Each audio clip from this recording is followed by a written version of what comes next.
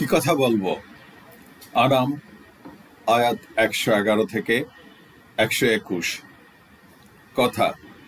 বিখ্যাত পত্রিকা দি গার্ডিয়ান একটি জরিপ রিপোর্টে বলেছে, কর্মজীবী পুরুষ দিনে ২-৩ হাজার, মহিলারা ১০ থেকে ১২,০০০ শব্দে কথা বলে। তবে উভয় মিলে গড়পড়তা ৫ থেকে ৭০০ অর্থবহ কথা বলে, মানে আসলে কাজের কথা, খাজুরি আলাপ নয়। একই সাথে আরেকটি তথ্য জানিয়ে রাখি যে একজন মানুষ গড়ে কতগুলি শব্দ দিনে শ্রবণ করে। উত্তরটা হলো, the average person hears 20,000 to 30,000 words every day. That means on average we are spending about 70 to 80% of our days communicating, some of us more than others. While this may come naturally to many of us, approximately 3 million children in United States suffer from hearing loss. While this may come naturally to many of us, approximately 3 million children in the US suffer from hearing loss. আশা করি বুঝতে পারছেন। আমি আর earphone ২ কানে ঢুকাইয়া সারাদিন প্যানপ্যানানি শোনার ফলে কি পার্শ্ব প্রতিক্রিয়া হবে সে বিষয়ে কিছু মন্তব্য করতে চাই না। আরও একটি কথা বলে রাখি যে আমি কিন্তু ক্লাস 7 থেকে রেডিও শুনে অভ্যস্ত এবং এখনো প্রচুর দেখি শুনি মিডিয়ায় নানা বিষয়ে, তবে ইয়ারফোন দিয়ে নয়। ইয়ারফোনের এফেক্টটা অনেক বেশি ডাইরেক্ট। যাই হোক, কথা বলা বা শোনা ছাড়া কি জীবন চলে? মোটেই না। বরং সৃষ্টির সকল প্রাণীর মধ্যে একমাত্র মানুষই কথা বলে বা লিখে মনের ভাব প্রকাশ করতে পারে। অঙ্গভঙ্গিতেও বা সাইন ল্যাঙ্গুয়েজে ভাব বিনিময় করা যায়, যেটা সাধারণত বোবা কিংবা মূক ও বধিররা করে থাকে। কথার পিঠেই কথা আসে। মুখের কথাই অপার স্নেহ, মমতা, প্রেম, ভালোবাসা, আনুগত্য, দয়া, করুণা, সম্মান, শ্রদ্ধা কিংবা রাগ, ক্ষোভ, বিরক্তি, ঘৃণা, হতাশা, কষ্ট, বেদনা সব প্রকাশ পায়। আমি এক শ্বাসে অনেকগুলো কথা বললাম। এমনকি যুদ্ধ, বিগ্রহ, মারামারিও বেঁধে যায় এবং রক্তের বন্যা বয় আর কোটি কোটি মানুষ প্রাণ হারায়। খারাপ দিকগুলির কথা নাই বা বলি। আমার দর্শক শ্রোতাদের যে বয়স, সে বয়সে আমার তেমন একটা খারাপ, বিভৎস, ঐতিহাসিক কিছু দেখার বা সেসব বিষয়ে শোনার মতো দুর্ভাগ্য হয় নাই। আমাদের সময় এই মিডিয়া ছিল না, আর এত ঘটনাও ঘটত না। বরং বলতে গেলে প্রতিটা দিনক্ষণে ছিল উচ্ছল, উদ্দাম, হাসি, আনন্দে ভরপুর। যদিও আজকের মিডিয়ার জামানায় না চাইলেও ছোট বড়, শিশু কিশোর সবার কানে বা চোখের সামনে বহু অনাকাঙ্ক্ষিত, অনাহুত, অমানবিক, অশালীন ঘটনা প্রবাহ কিংবা কর্মকাণ্ড হাজির হয়েই যায়।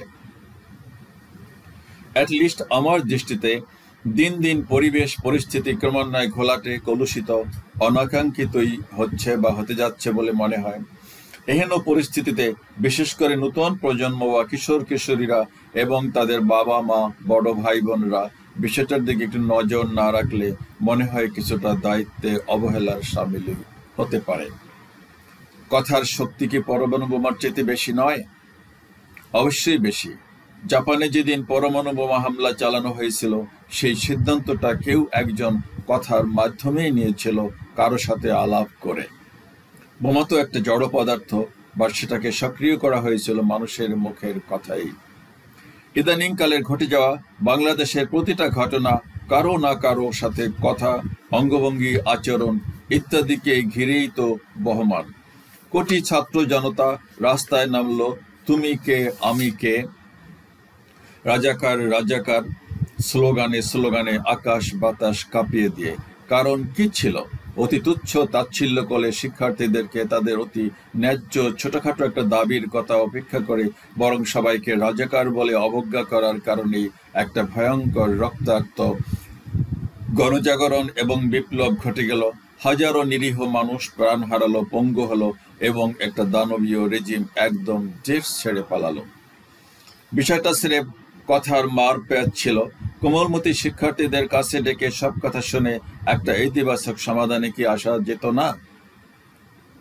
ক্ষমতা ছেড়ে দিলেই বা কি এমন আসতো যেত?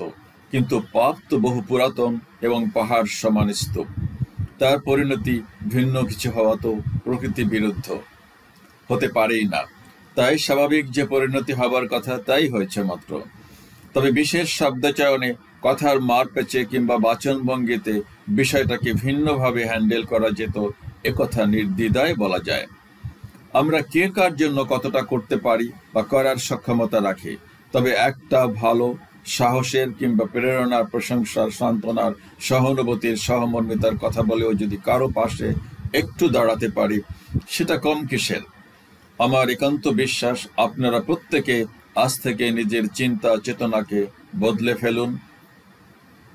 শতভাগ আচার আচরণে এমন একজন হয়ে যান যেন আপনার কথায় পাথরও গলে যায়, খসে পড়ে পাহাড় পর্বত। জীবনে কোথাও ঠেকবেন না কোনোদিন কিছুর জন্য, বরং কোথাও হতে কিভাবে যেন আপনার সব সমস্যা, দুঃখ, কষ্ট, অভাব, অনটন দূর হবে তা আপনি কল্পনাও করতে পারবেন না। বাট অতি চালাক, স্ববিরোধী, স্বার্থান্বেষী হবেন না, বা কিংবা বানোয়াট, উদ্ভট, মিথ্যা কথা বলবেন না প্লিজ। মেয়ে পাঠানো, অবৈধ সম্পর্ক, স্বার্থ সিদ্ধির ধান্দা, তেলবাজি, কারো দালালি, এসব চিন্তার ধারে কাছেও যাবেন না। তাহলে আখেরে কিন্তু পস্তাতে হবে। দেখতে দেখতে সূচনা বয়ান বেশ লম্বা করে ফেললাম, তাই মনে হচ্ছে 12 হাত বেগুনের 13 হাত বিচির মতো হয়ে যাচ্ছে। এবার আসল কথায় আসি, মানে সূরা আনামের আয়াত 111 থেকে 121-এ আলোচনা শুরু করছি। পরম দয়ালু ও নিরতিশয় করুণার আধার মহান আল্লাহর নামে সবাইকে সালাম, স্বাগতম। আশা করি আপনারা সবাই ভালো আছেন, পৃথিবীর যেখানেই যে থাকুন না কেন। আয়াত 111। আমি যদি তাদের কাছে ফেরেশতা পাঠাতাম, মৃতরা তাদের সাথে কথা বলতো, কিংবা পৃথিবীর সবকিছু তাদের সামনে হাজির করে দিতাম, তবুও তারা ঈমান আনতো না। আল্লাহ চাইলে সেটা হতো ভিন্ন কথা। মূলত তাদের অধিকাংশই অজ্ঞ, মূর্খ। আমার কথা, সমাজে এমন গণ্ডমূর্খ কিংবা গোয়ার গোবিন্দ হাজারে হাজার পাওয়া যাবে একটু খুঁজলে কিংবা চোখ কান খোলা রাখলে। তারা যা দেখে বা শোনে, ব্যাখ্যা করে ঠিক তার উল্টা। আমি জীবনে এমন বহুজনকে দেখেছি। তবে আমার প্রিয় দর্শক শ্রোতাদেরকে বিশেষ করে অনুরোধ জানাতে চাই, দয়া করে এমন আচরণ কেউ করবেন না। চোখে দেখবেন কিংবা কানে শুনবেন একটা, আর ঠিক তার বিপরীত ব্যাখ্যা করবেন বা অন্যের কাছে বলবেন, তো নিজের ব্যক্তিত্ব, আত্মসম্মান ধুলায় মিশে যাবে এবং একজন ফালতু, মিথ্যুক কিংবা অপদার্থে পরিণত হবেন। তাতে মোটেই কাম্য নয়, সেটা মোটেই কাম্য নয়। বরং না বুঝলে আপনি সে বিষয়ে কথা বলবেন না, আর বুঝতে চাইলে বিষয়টার গভীরে গিয়া পরখ করে নেবেন, ডাবল চেক করে নেবেন, ক্রস চেক করে নেবেন। আয়াত 112। আর এভাবেই আমি ইবলিশ এবং মানুষ ও জিনের মধ্য থেকে কতককে সকল নবীদের জন্য দুশমন বানিয়েছি। তারা প্রতারণার উদ্দেশ্যে সবার সাথে অতি চাতুর্যপূর্ণ, চাকচিক্যময়, মনোহারী কথাবার্তায় কুমন্ত্রণা দেয়। তোমার প্রতিপালক যদি চাইতেন তবে ওরা ওসব করতে পারত না। তুমি তাদের ওসব শয়তানি এবং অপকর্মকে উপেক্ষা করে নিজের কাজ করো। অয়েল ইউর ওন মেশিন, ওগুলো জাস্ট ওভারলুক করো। আয়াত নাম্বার 113। যারা অবিশ্বাসী এবং পরকালে ঈমান রাখে না, তাদেরকে ওইসব চাকচিক্যময় আর আকর্ষণীয় কুমন্ত্রণায় আকৃষ্ট হতে দাও। Let them go to hell. তারা অপকর্মে আসক্ত হয়ে বেশি বেশি পাপাচার করুক। ওই যে বেয়ারা, গোয়ার গোবিন্দ কারো কথাই শুনতে চায় না, তাদের কথাই বলা হয়েছে যে let them go to hell. তারা যা করতে চায় করতে দাও, তোমার বাধা দেওয়ার কোনো দরকার নেই। এরকম বহু লোক আছে। 114।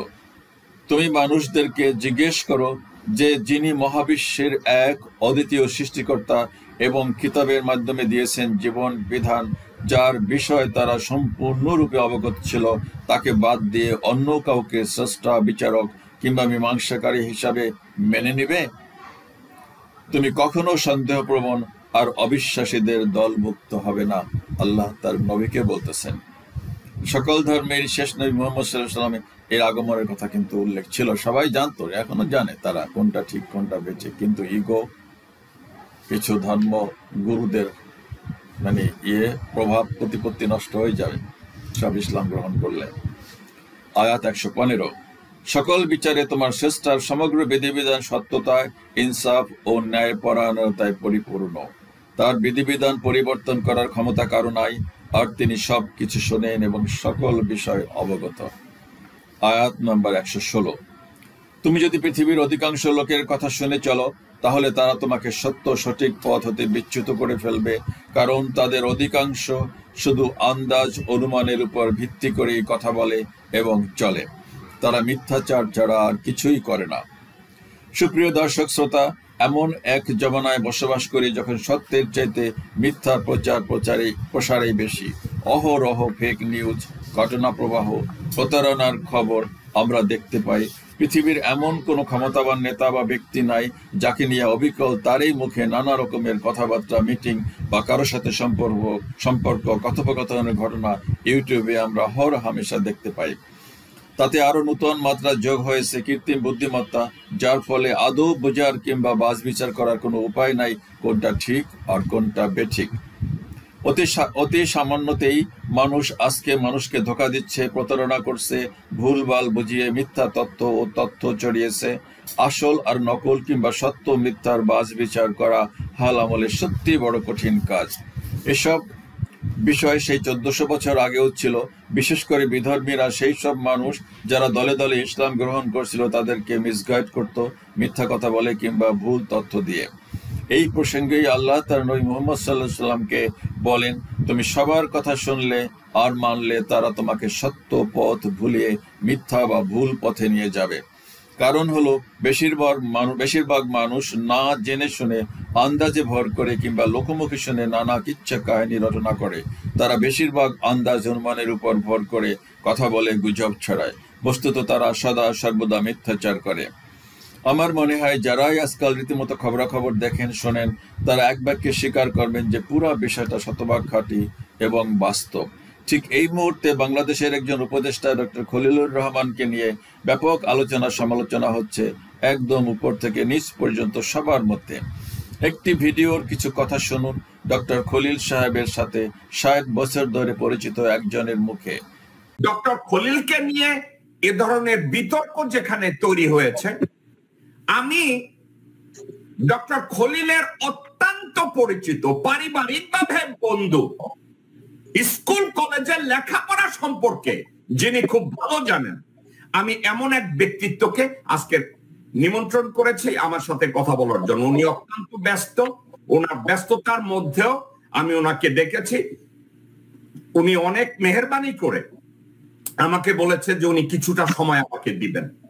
আজকের আমি আমার এই গেস্টকে আমন্ত্রণ জানাবো। উনি হলেন প্রফেসর এহতেশামুল হক, পেশাগতভাবে একজন ফাইন্যান্সিয়াল অ্যাডভাইজার। উনি নিউ ইয়র্কে অবস্থিত এবং আমাদের সাথে আলোচনায় আরো এক ভাই অংশগ্রহণ করবে। উনি ডক্টর SM নওশের আলী। উনি বাংলাদেশে বারডেমে আছে। আসুন আমরা ওনাদের সাথে পরিচিত হই। আমি প্রথমে স্বাগত জানাবো প্রফেসর এহতেশামুল হক। ভাইজান, আপনাকে স্বাগত জানাচ্ছি আপনার ব্যস্ততম স্কেডিউলের মধ্যে আমাদেরকে সময় দেওয়ার জন্য। আসসালামু আলাইকুম। ওয়ালাইকুম সালাম রহমতুল্লাহ বারাকাতুহু। প্রথমেই সবাইকে শুভেচ্ছা জানাচ্ছি। একটা কারেকশন করতে চাই জাকব ভাই। কারেকশনটা হলো খলিলুর রহমান হার্ভার্ড না, উনি ছিলেন টাফটস ইউনিভার্সিটিতে ফ্লেচার স্কুল অফ ডিপ্লোমেসি। আমি তখন বস্টন ইউনিভার্সিটিতে পিএইচডি। আমরা ওখানে যাব, আমরা ওনাকে একটু স্বাগত জানাই, তারপর ওই সাবজেক্টটাই আমি আপনাকে প্রশ্ন করব। একটু আপনাকে আপনার কাছে আসছি। ডক্টর SM নওশের আলী, আপনাকেও স্বাগত জানাচ্ছি। আপনি বাংলাদেশের ব্যস্ততম সময় আমাদের সাথে যোগ দিয়েছেন। আসসালামু আলাইকুম। ওয়ালাইকুম সালাম। আসসালামু আলাইকুম সমস্ত দর্শক বৃন্দ এবং আজকের সহ-আলোচক বৃন্দ, সবাইকে আমার সশ্রদ্ধ সালাম এবং শুভেচ্ছা। আজকে আশা করি অত্যন্ত গুরুত্বপূর্ণ একটি আলোচনা হতে যাচ্ছে। সবাই লাইভে অথবা লাইভের পরে এটা শুনবেন এবং আপনার সুচিন্তিত মতামত দিবেন। এবার আমি প্রফেসর এহতেশামুল হক আপনার কাছে যাব। উনি ফ্লেচার স্কুল অফ ডিপ্লোমেসি, ওখানে লেখাপড়া করেছেন টাফট ইউনিভার্সিটির আন্ডারে। ওনাকে আপনি কতদিন ধরে ছিলেন এহতেশামুল হক সাহেব?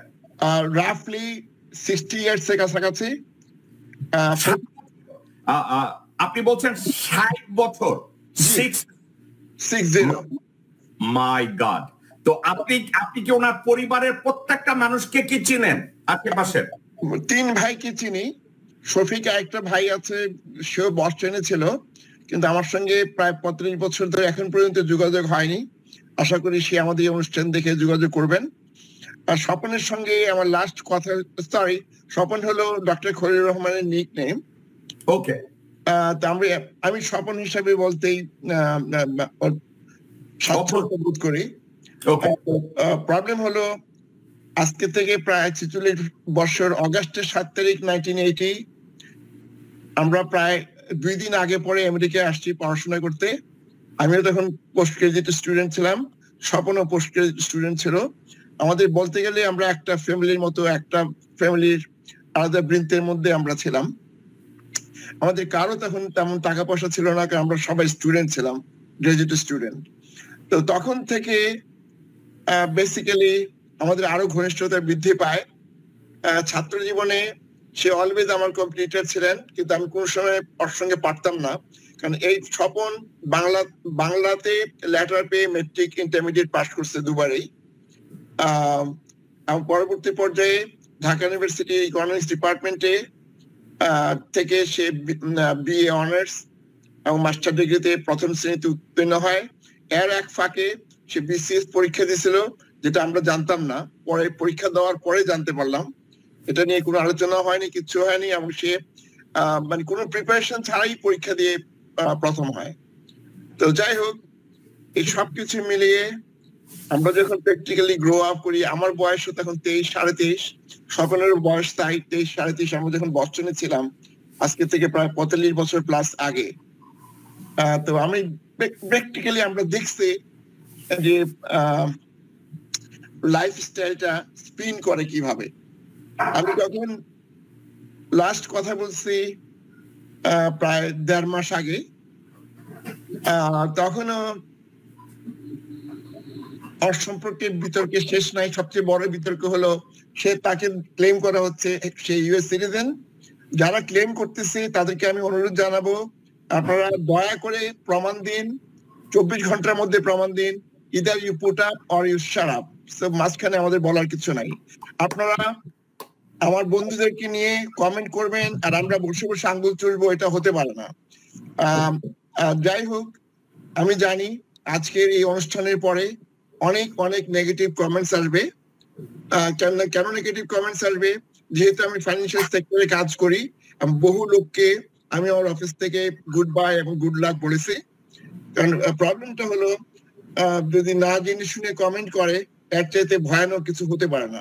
আপনারা যদি ডক্টর খলিলুর রহমান সম্পর্কে প্রশ্ন করতে চান, জাকির মিল্টন ভাই ওনার টিভি স্টেশনের মাধ্যমে করতে পারেন, অথবা অন্য যে কোনো প্ল্যাটফর্মে করতে পারেন, আমাদের বলার কিছু নাই। তো একটি বক্তব্য রাখতে চাই যে আপনারা প্রমাণ করেন দয়া করে, বিশেষ করে সালাউদ্দিন সাহেব বিএনপির যে ভদ্রলোক আছেন, উনি যে অতিরিক্ত বাড়াবাড়ি এবং অতিরঞ্জিত এবং অ্যাগ্রেসিভ ওয়েতে কথা বলতেছেন, make sure that he put where his mouth is. He must prove it beyond reasonable doubt যে ডক্টর খলিলুর রহমান আমেরিকার নাগরিক। আপনারা যদি প্রমাণ করতে না পারেন, সালাউদ্দিন সাহেব আপনাকে বিশেষ করে বলছি অ্যাড্রেস করে, আপনি হয়তো আমার কথা শুনতে পাচ্ছেন, আমার প্ল্যাটফর্ম, আমার phone number is always open. I am always open to public criticism. যেহেতু পাবলিকের জনতার জন্য কাজ করে যাচ্ছি, যেমন নিউ ইয়র্কে আমার ফাইন্যান্সিয়াল সার্ভিসেস অফিসে বয়স হলো প্রায় 30+ ইয়ার্স। জাকির মিল্টন ভাইকেও আমি চিনি অ্যাট লিস্ট 2000+ ইয়ার থেকে, প্রায় 24 বছর ধরে ওনার সঙ্গে আমার ব্যক্তিগত সম্পর্ক, ওনার পরিবারের সঙ্গে আমার ব্যক্তিগত সম্পর্ক। তো যেটা বলতে চাই যে জাকির মিল্টন ভাই হি ইজ ভেরি অ্যাগ্রেসিভ, ভালো, কিন্তু উনি যে হিট এবং যে রেডিয়েশন নিয়ে সমাজ সেবা করে যাচ্ছেন, এটা অন্য কেউ হলে অনেক আগেই দরজা বন্ধ করে দিত। তো যাই হোক, আমি আবারও বলতেছি, আপনাদেরকে যারা ডক্টর খলিলুর রহমানকে নিয়ে মন্তব্য করতে চান, আগে তার সম্পর্কে জানুন, তার পরিবার সম্পর্কে জানুন, তারপরে আপনারা কথা বলতে আসেন। শুনেন, দেখেন কি বলতেছে। এহেন অবস্থায় আমার বিনীত অনুরোধ থাকবে, দয়া করে কোনোভাবে মিথ্যার আশ্রয় নেবেন না, শেষ পর্যন্ত সত্যের সাথে সরল পথেই থাকবেন, অন্যদেরকেও একই পরামর্শ দিবেন এবং মানুষের সাথে সেইভাবেই কথাবার্তা বলবেন যাতে নিজের চারিত্রিক দৃঢ়তা, সত্যবাদিতা ও ব্যক্তিত্ব প্রকাশ পায়। আয়াত নাম্বার 117। তোমার প্রতিপালক ও স্রষ্টা খুব ভালো করে অবগত থাকেন কে তার বাতলে দেওয়া পথ হারায় এবং কে তার বিধিবিধান মেনে জীবন পরিচালনা করে কিংবা হেদায়েতের পথে চলে। আয়াত নম্বর 118। অতএব যেসব হালাল পশুকে আল্লাহর নাম নিয়ে জবাই করা হয়েছে তার গোশত তোমরা আহার করো, যদি তোমরা আল্লাহর বিধিবিধানের প্রতি বিশ্বাসী হয়ে থাকো। আয়াত নম্বর 119। তোমাদের কি হলো যে আল্লাহর নামে জবাই করা হালাল পশুর গোশত খাচ্ছ না? যেসব কিছু হারাম করা হয়েছে সেসব বিষয় তো তোমাদের জন্য সবিস্তারে বর্ণনা করা হয়েছে। অধিকন্তু প্রাণ বাঁচাবার জন্য নিরুপায় হয়ে কিঞ্চিত পরিমাণ হারাম বা নিষিদ্ধ বস্তু আহার করার বিধান আছে। বহুজন আছে অজ্ঞতা সত্ত্বেও তাদের মন গড়া খেয়াল খুশি কিংবা ভ্রান্ত ধারণার বশবর্তী হয়ে অন্যদের বিভ্রান্ত এবং পথভ্রষ্ট করে এসব বিষয়ে। নিশ্চয়ই সৃষ্টিকর্তা এসব সীমালঙ্ঘনকারীদের ব্যাপারে সবার চেয়ে অধিক অবগত বা জ্ঞান রাখেন। আয়াত নম্বর 120। তোমরা প্রকাশ্যে কিংবা গোপনে পাপাচার করা থেকে বিরত থাকো। যারা নিষেধ সত্ত্বেও পাপাচারে লিপ্ত হবে অচিরেই তারা তাদের অপকর্মের প্রতিফল বা বিনিময় পাবে। আয়াত নম্বর 121। আর তোমরা সেসব পশুর গোশত খাবে না যা আল্লাহর নামে জবাই করা হয় না। এই বিধান অমান্য করা হবে সীমালঙ্ঘন করা। বিতাড়িত শয়তানরা তাদের বন্ধুদের প্ররোচিত করে যাতে তারা তোমাদের সাথে ঝগড়া বিবাদে লিপ্ত হয়। তোমরা যদি তাদের আনুগত্য করো বা তাদের কথা মানো তবে নিশ্চয়ই তোমরাও মুশরিক কিংবা অবিশ্বাসী হয়ে যাবে। কি কথা বলবো? কথা তো বলতেই হবে, কারণ কথা বলা ছাড়া জীবন চলবে না। তবে সত্য ছাড়া মিথ্যা বলবো না, এটাই হওয়া উচিত আমাদের সবার ইচ্ছা, সংকল্প ও অভ্যাস। আর বিশেষ করে মন গড়া, কল্পনা প্রচিত মিথ্যা বানোয়াট কথা বলে কেউই জীবনে কিছুই হাসিল করতে পারে না, বরং একটা সময় মিথ্যুক হিসাবে সবার কাছে ঘৃণা আর করুণার পাত্রে পরিণত হতে হয়। শেষ করার আগে নিবেদন শুধু এটাই যে সবাই সরল ও সত্য পথে থাকুন, কারণ মুক্তি সাফল্যের রাস্তা বা পথ একটাই। এ পথে কেউ বিফল হয় না কিংবা হতাশায় ভোগে না। আপনি নতুন হলে চ্যানেলটি সাবস্ক্রাইব করে আমাদের পথ চলার প্রেরণা জোগালে আমরা কৃতজ্ঞ হব। দেখা হবে পরবর্তী ভিডিওতে শীঘ্রই ইনশাআল্লাহ। আল্লাহ হাফেজ। আসসালামু আলাইকুম।